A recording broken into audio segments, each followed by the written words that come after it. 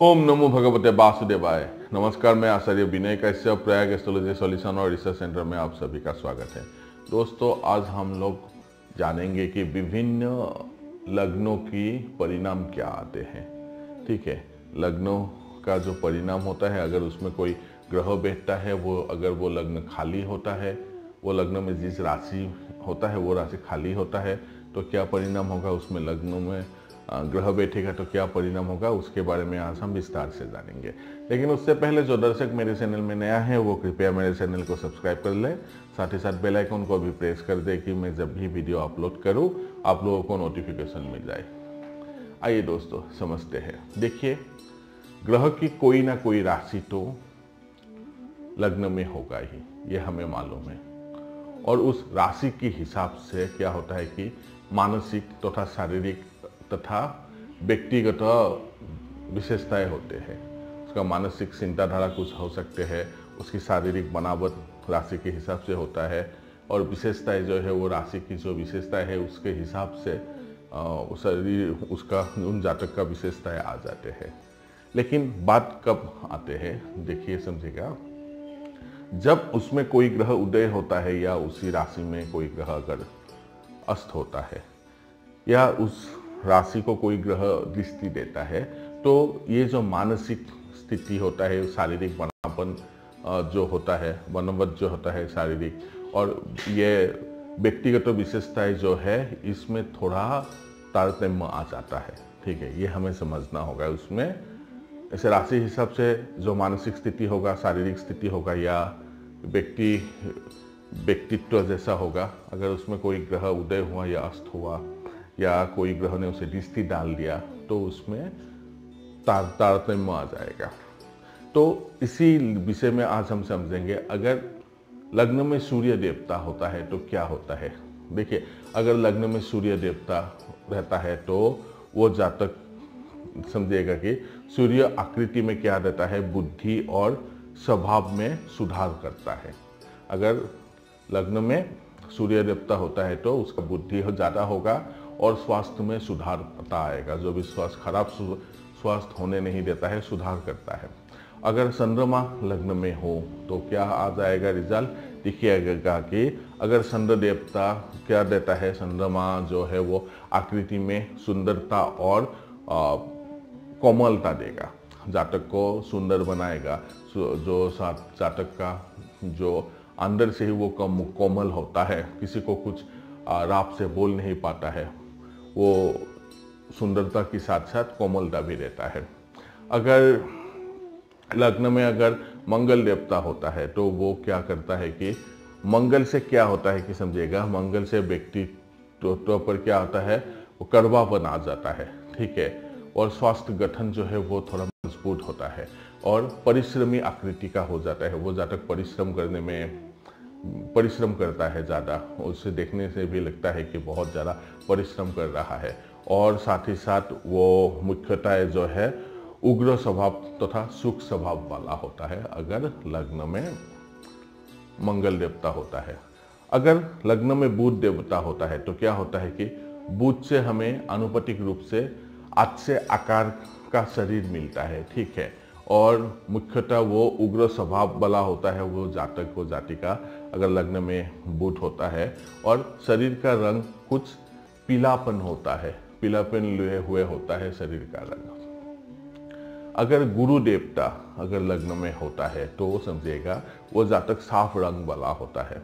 ठीक है, और बड़े आंखें होते हैं, उसका जो उज्जवल आंखें होते हैं, और गौरम्बित होते हैं, गौरम्बित तथा दिलदल बॉडी लिए। ठीक है, उसका शरीर जो दिलदल होता है। अगर शुक्र देवता लग्न में होता है तो क्या रिजल्ट आएगा, क्या परिणाम आएगा। देखिए, शुक्र स्त्री की प्रकृति से मिलता जुलता गुण जातक पर विकसित कर देता है। सुंदर होता है जातक, बहुत ज़्यादा सुंदर होता है, और उसके अंदर कोमलता प्रदान कर देता है अगर शुक्र देवता लग्न में होता है। अगर शनि देवता अगर लग्न में होता है तो वो काला रंग का होता है। ठीक है, घुंघराले बाल होता है, उसका लंबा शरीर होता है। ठीक है, और साथ ही साथ आलसी होता है, वैसा जातक आलसी कर देता है, और तथा वो तंग साथी वाला होता है। अगर शनि देवता लग्न में होता है। इसके साथ साथ हमें और एक चीज का भी ध्यान रखना होता है कि मानसिक स्थिति का जब भी हम आकलन करें, हमें चंद्रमा से आकलन करना चाहिए। ये हमारे पुस्तक में है, ठीक है।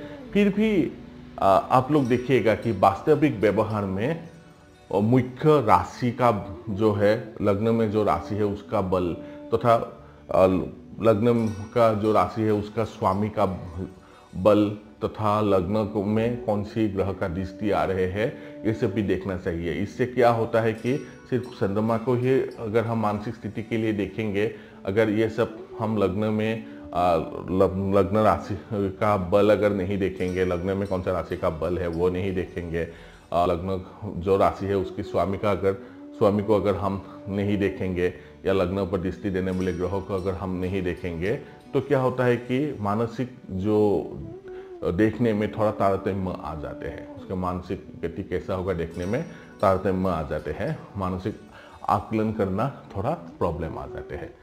ये हमें हमेशा याद रखना होगा कि मानसिक आकलन के लिए हमें चंद्रमा को तो देखना ही होगा, साथ ही साथ लग्न पे कौन सी राशि है, उस राशि का बल कितना है और लग्न पर किन किन ग्रहों का दृष्टि आ रहा है, ये भी हमें देखना होगा।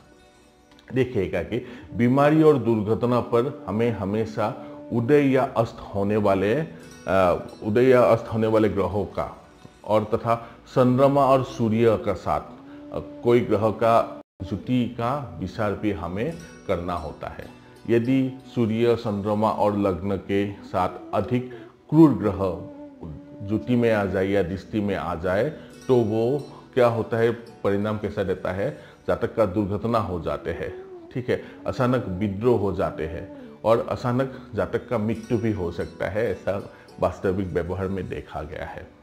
यदि राहु और केतु सूर्य और चंद्रमा से त्रिकोण में हो, ठीक है, राहु और केतु सूर्य और चंद्रमा से त्रिकोण में हो और साथ ही साथ त्रिकोण में, ठीक है, त्रिकोण में अगर मेष राशि आए, वृषभ राशि आए, फिर वृश्चिक राशि आए या मकर राशि आए, तो जातक का शरीर जो है वो थोड़ा विकृत हो जाते हैं, थोड़ा लंगड़ापन हो जाता है जातक का, या उसका शरीर में लकवा मार जाता है। ये भी आप लोगों को ध्यान देना होगा। तो क्या हमें जानना होगा, अगर लग्न अगर सिर्फ राशि हो, कोई ग्रह ना बैठा हो, वो भी हमें जानना होगा। अगर वो राशि में कुछ, लग्न राशि में अगर कोई ग्रह बैठ गया है तो उसका व्यवहार में थोड़ा तारतम्य आ जाएगा। फिर सूर्य को, चंद्रमा को, लग्न को हमें बहुत इंपॉर्टेंट देना होगा, क्योंकि मानसिक सुधार के लिए, मानसिक आकलन के लिए हमें ये तीनों ही जरूरी होता है। सिर्फ चंद्रमा को ही हम रेस्पॉन्सिबल नहीं ठहरा सकते हैं कि ये मानसिक आकलन के लिए जरूरी होता है। आप लोग भी आपकी कुंडली में देखिए, लगाइए, अपने दोस्तों की, अपने परिवारजनों की कुंडली में ये सब फॉर्मूलाएं लगाइए। ये आप लोगों को क्या परिणाम देता है प्लीज़ कमेंट बॉक्स में लिख के दीजिए।